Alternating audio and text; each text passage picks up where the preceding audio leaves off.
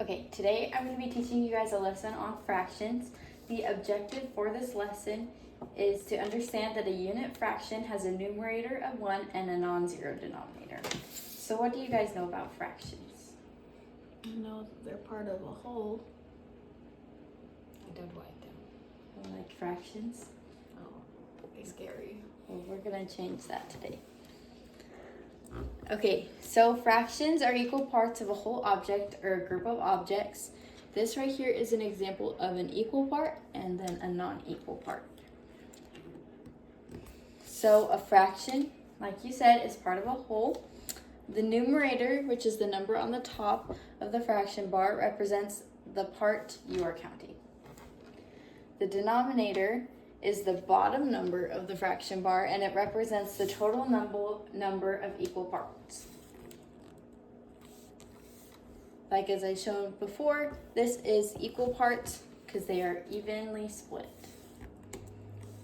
And this one is not equal because one part of the circle is greater than the other. Is this square divided into equal parts? No. This is right. They're not the same size.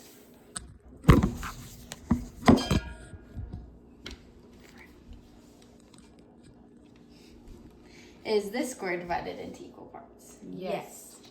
Good job. They're all 1/4.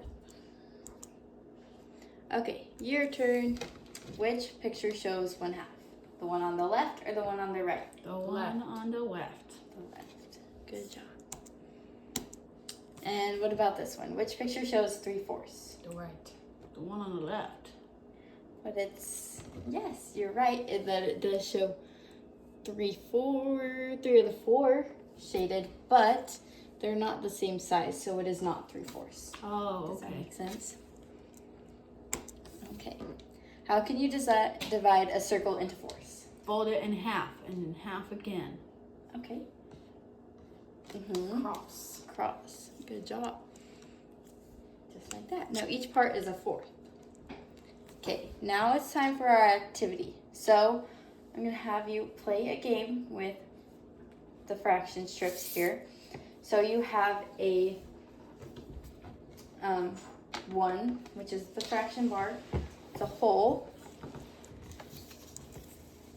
And then you have your halves, your 4s, and your 8s.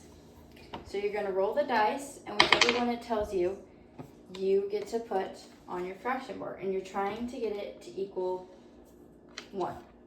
Okay. Does that make sense? Yeah. And using all the different parts. Okay? So now we're each going to have you roll the dice, and whichever one has the greater number gets to go first. Uh-oh. Uh-oh. Roll again. Woohoo! Woo! One more time. Woohoo! Okay, so you get to go. 1/4. And one thing I forgot to mention is if you're at the end and you say you only have room for 1/8 and you roll a 1/4, it can't be greater. It has to be exactly equal to the bar. So you just don't get to go. Okay. Thea's turn. 1/8. Wow. 1/2. Make sure you're checking your partner as they do this, that they're doing it correctly. 1/8. 1/8. Good job. 1/8. You keep getting 1/8. Mm-hmm. Ha ha ha. You can only get 1/8. Dang it. Oh, now she doesn't get to go. Now it's your turn. 1/2. 1/2. Is that gonna fit? Yes. Perfect. Okay. You can't go. I can't go. Dang I it. can't go.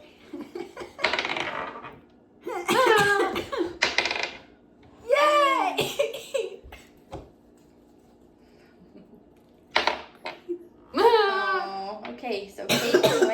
guys want to play again? Yeah. Okay, let's play one more time. Put all your papers in the right spot again. And since Caitlin won, we'll let you go. You start. 1-8.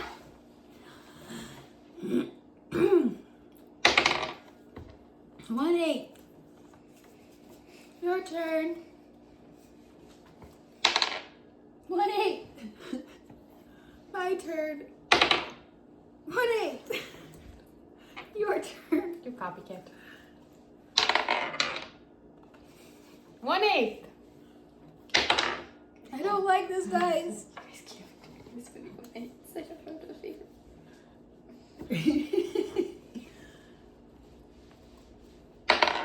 1-4. Yay! 1-4. You're copying me. I'm not copying you. I'm just rolling the dice. Okay, Leah's turn. 1-4. 1-4. Okay, Leah's turn. You guys are tied. This is creepy.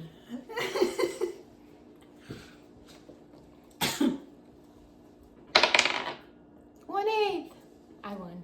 Hold on. We could tie. Dang it. Dang. So Leah won this time. Now you guys are tied. Hold on, put them back on the thing. What did you guys learn from this?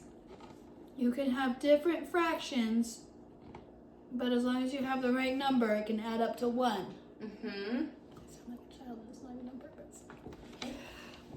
Leah, what did you learn? Or recognize?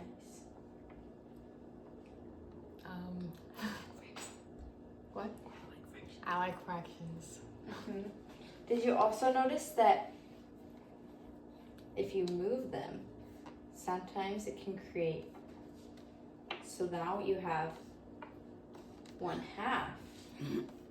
and another half? They can add up to Whoa. equal each other. Mm-hmm. Good job, you guys. So 2 1/8s equal 1/4. Yes. Wow. Wait, should we try to make them, put them together so that they're the same size now? And 2 1/4 equals a half. Mm-hmm.